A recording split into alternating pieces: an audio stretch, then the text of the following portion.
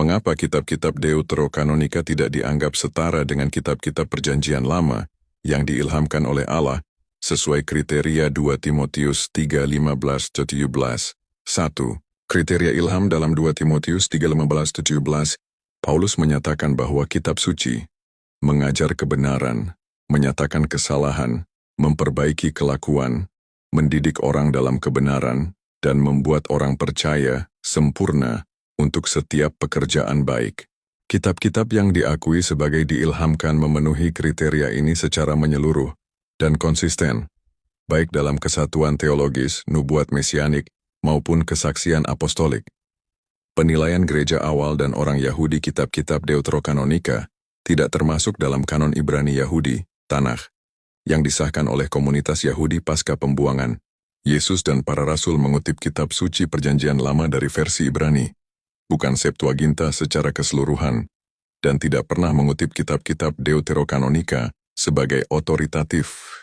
Sikap reformator dan tradisi gereja reformasi Protestan menolak otoritas Deuterokanonika karena tidak memenuhi kriteria kanonisitas yang ketat, ilham, konsistensi doktrin, dan penerimaan oleh gereja apostolik. Martin Luther misalnya menganggap kitab-kitab ini berguna dan membangun, tetapi bukan kitab suci yang setara dengan yang lainnya. 4. Isu teologis dalam Deuterokanonika. Beberapa ajaran dalam Deuterokanonika bertentangan dengan doktrin utama kitab suci. Doa bagi orang mati, 2 Makabe 12:45, bertentangan dengan pengajaran bahwa keselamatan hanya oleh anugerah melalui iman. Ajaran tentang amal yang menghapus dosa, Tobit 12:9, tidak selaras dengan pengajaran Paulus mengenai pembenaran hanya oleh iman, Roma 3:28.